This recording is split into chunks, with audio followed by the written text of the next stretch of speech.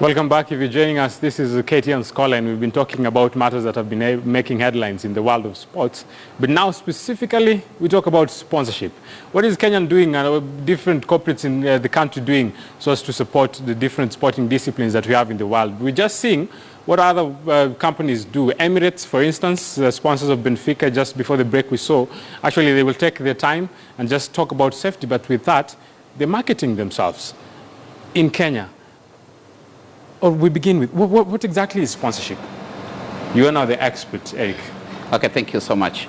Sponsorship basically is a situation whereby a corporate invests in a team, in a sport, to support their activities, be it training, be it performance, but in that case, also marketing themselves. So basically, it's transference of cash to teams so that the teams can thrive, and at the same time the companies that sponsor that can also gain mileage out of that. I know we've had arguments with some of my friends when some of them are saying that in Kenya we don't have sponsors, we just have guys who are coming and it's like they're giving you a grant because maybe they're not benefiting, or maybe even the money that they're giving you is not worth to be given to that team, or at times that money is too little for what they're getting in return. Yeah, an argument can be advanced to that effect, but it depends because ideally the Kenyan sponsorship market has not matured, as it were, compared to other countries in the world. Kenya, we are trying to catch up. And basically the kind of sponsorship that we enjoy today is almost like benediction. No one has ever done the calculation to know the exact value of a sponsorship or an association with a certain team, to know the return on investment vis-a-vis the kind of gain they may accrue from that. So yes, we can say it's a little bit haphazard, it's a little bit gray, and I have a hunch feeling that teams are losing out because they're not getting their worth based on their properties, as it were. You seem to be agreeing with that. I think I agree with Eric. Eric is an expert in this. Teams are losing out, but I think the biggest losers are actually the commercial entities. Because if you look at sponsorship, as it were, it's a situation where they pump in money and resources to sports entities and clubs, athletes, and so on and so forth. And the main aim for pumping that money is commercial gain. So I would say that basically most of the businesses outside there are actually losing out because there are so many sports entities, here in Kenya, from clubs to celebrity athletes who can be packaged and they become brand ambassadors. And what again Eric has said is that maybe it is a market that has not been explored, and to a large extent I think it has not been explored because people go into it without a clear understanding of what they want. Because naturally when you want to pump in money into a club, you need to be strategic, and there are 4 key things that you need to look at. One, you need to look at awareness. Do you want to create awareness? Maybe you don't want to create awareness, but you go because you think it will create awareness. Probably you've gone beyond the threshold of being known in the market. So when corporates go into sponsorship, they need to understand, do they want awareness, which is the first critical thing. The second critical thing is, do they want consideration? Do they want to be considered as a brand?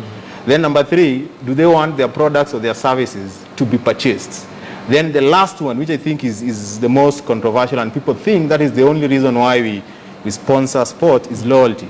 Do you want loyalty? A company like Safcom, for instance, would want loyalty because they have gone through all this.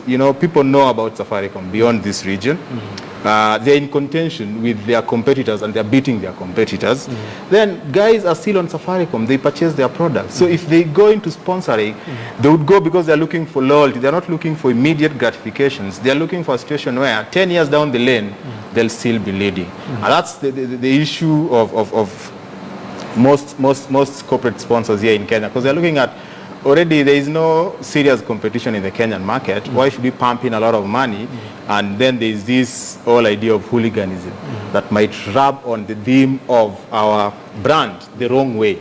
And therefore, people won't be loyal to us because we are associated with a club side that probably is, shrouded in this history of hooliganism. And I'm not talking about the history of hooliganism. A lot happens even in European nations. We see when Liverpool plays Everton, when Arsenal takes Manchester United, we see what transpired. But I don't know, is the Kenyan market still not that good?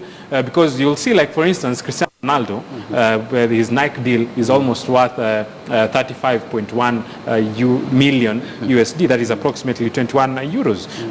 But in Kenya, getting an athlete like Julius Yego with his deal with Orange, maybe it's not even that worth. What are we not doing good at Kenya? I think, Moses, if you look at the likes of Cristiano Ronaldo, you look at Messi, you look at LeBron James, most brands are now going for individual talent. That's the same thing that happens to athletics, and it doesn't happen to most of the team sports that we have here in the country. Because you look at the top athletes that we have in the country, for example, Rudisha is sponsored by Adidas. There are some who are sponsored by Nike.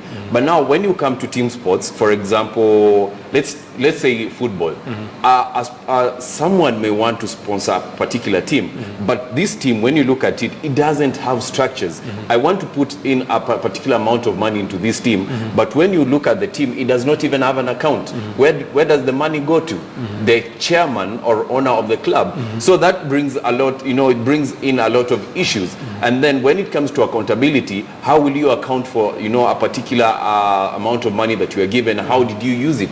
So that brings in a lot of issues. That is why the other time when we had Nairobi City Stars get 80 million sponsorship, that's why people are asking, why would we have Nairobi City Stars get 80 million sponsorship, yet we have top teams in the country? Of which other people are even saying that 81 million that was supposed to come, it was never. I don't know, what are we not doing right in matters to do with sponsorship? And that is here in the country now, and that is specifically why people are now moving to sponsor individuals. What is happening in other nations? What we may want to look at are the structures, the systems, the structures that the sporting arena has created. And it's also historical. This country has not been one which is known to have valued certain activities like sporting. Even the arts, we know that has been the problem. So the lack of structures, the lack of systemized way of doing things, then it becomes difficult for someone to say, hey, I want to be aligned with this group, because we have not cultivated that. That's number one. And of course, another important issue is about corporates themselves. I have a feeling that there's a lot of ignorance when it comes to sponsorships, and that kind of ignorance on the part of potential sponsors. They have the money, but they don't know where to put the money, and the teams that have not organized themselves, individuals who have not mastered even the art of seducing this kind of sponsorship from corporates. So it's really if you like, a mushy, grayish area that needs now someone to unpack it, to put it on the straight and the narrow, as it were, so that we can be able to gain from these available opportunities. Talking about gaining the available opportunities, we'll take, for instance, a case, the rugby team. We saw how impressive they were when it came to the Singapore Sevens, just winning that trophy for the first time. But as this team was celebrating, something that maybe came up, the marketers of KQ, maybe they were the happiest of them all, just seeing the jerseys covered with the KQ. I don't know, what's your take as we see just those images? Yeah, KQ is a classic example of corporate sponsorship that I'd say in the past few days it has been riding on the glory of the success of the rugby team. And you will realize that when you are your team that is winning and is donning your logo, is donning your brand, it automatically affects the audience, it automatically affects the stakeholder, and in this case, as the team succeeds, so are the people who are likely to support you, cheer with the team. And what that happens is that at the end of the day, KQ managed to get enough, or if not unprecedented press coverage, which was free. I was analyzing yesterday's Nation, and you realized all the pages that captured KQ in action, their logo, their T-shirts. I quickly calculated it could have benefited them by around 12 million just for free. KQ would have spent that money to advertise, but they did not. So ideally, KQ managed to succeed on that sponsorship. And these are some of the things that we are saying corporates can really align themselves either with individuals or with the team sports, so that at the end of the day, we always say it's a win-win situation. The team wins because the players will be happy. The brand succeeds because it now gains those positive attributes that are always associated with winners. Because when our rugby team wins, then it means KQ has also won, and the nation has won. So, yeah.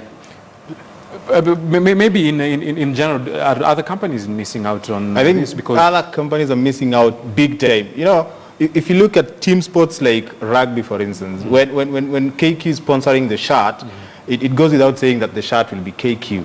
But you see, the individual star players, like Collins Injera, for instance. I mean, a corporate organization should take advantage of that. He's now on the limelight.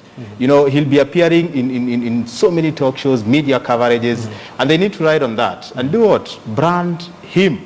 Let him put on their brands. Let him have branded shoes. We've seen Usain Bolt, immediately after Olympics, after World Athletics meets, he goes to Real Madrid, he goes to Manchester.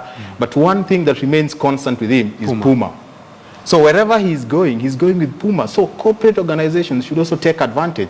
And probably see, when you identify a club side that you want to support, probably there is something about that club, you know, that rubs on your brand identity. And the onus is on you as an investor to try and make, because when you're pumping resources, those resources are supposed to make that organization succeed. Even if it means setting up structures that will ensure that the resources you're pumping in are not misused. And now maybe some corporates don't want to spend this money and they have this money.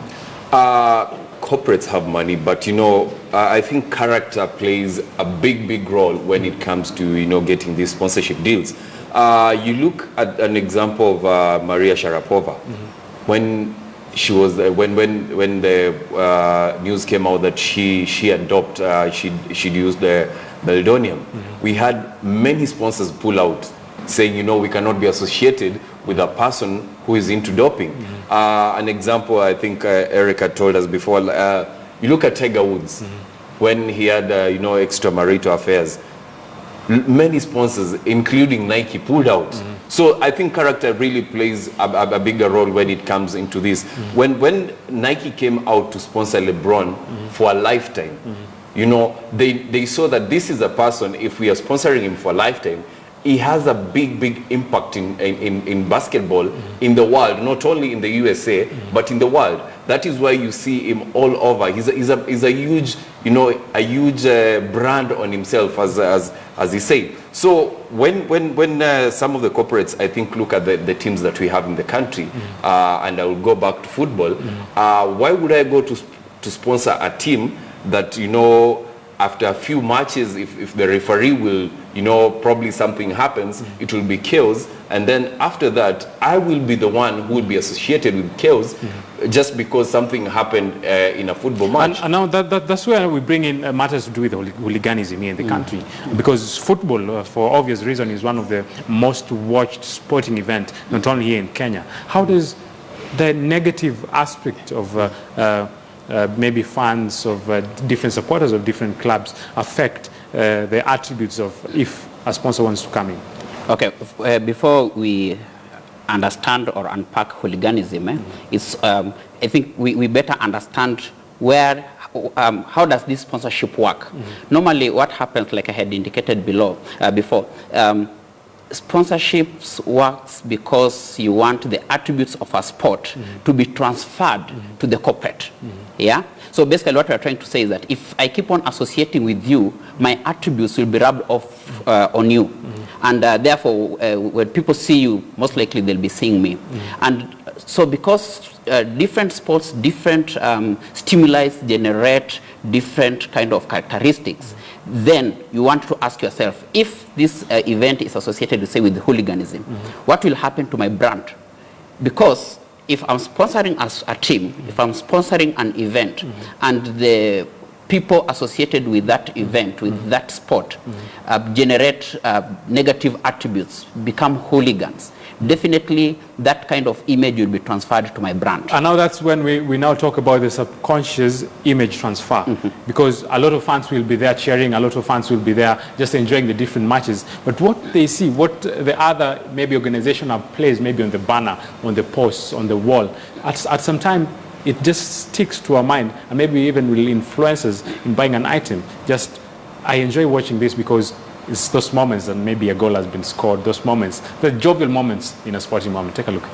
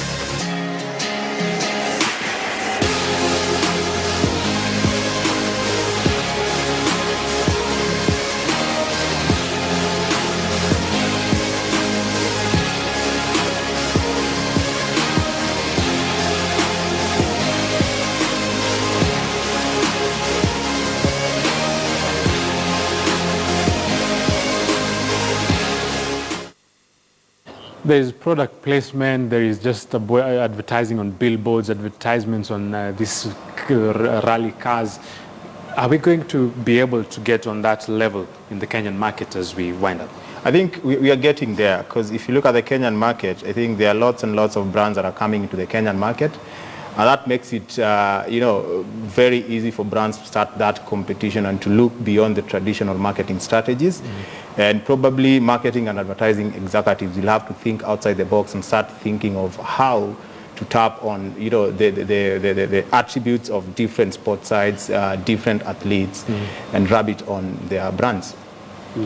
Yeah, indeed, you realize that the market environment, the marketplace, is quite competitive, and we require smart marketing executives to come up with differentiation, if you like, activities like supporting sports, so that they can be able to stand out in the market. And whether we like it or not, that's the way to go. But what I'll say, the person who will be able to start it early will be the one who will fetch the gold, as it were, because it's a treasure trove, if you like. That has not been tapped. Has not been tapped. Okay. I think we are headed in the right direction. Only the only our major undoing, as I said earlier, is character. And if we get ourselves in the right place, change some of the things that are happening in our sports in the country, then probably we'll have more corporates, getting into sports. Just very, very short, what should teams do and what should corporates do so as to have this unity in matters to do with sports sponsorship? Corporates need to come up with the policies, and they need to identify the actual sport that will support their bidding, because you cannot sponsor just any sport. Teams also need to put their houses in order, have system be organized, because they'll be working with an organized corporate, and corporate want to work with an organized team. So basically the teams, they really have to refine themselves, they have to be polished, so that they can also be able to get access into these coffers from the corporates. Yeah. Very, very impressive. A lot needs to be done, a lot can be done.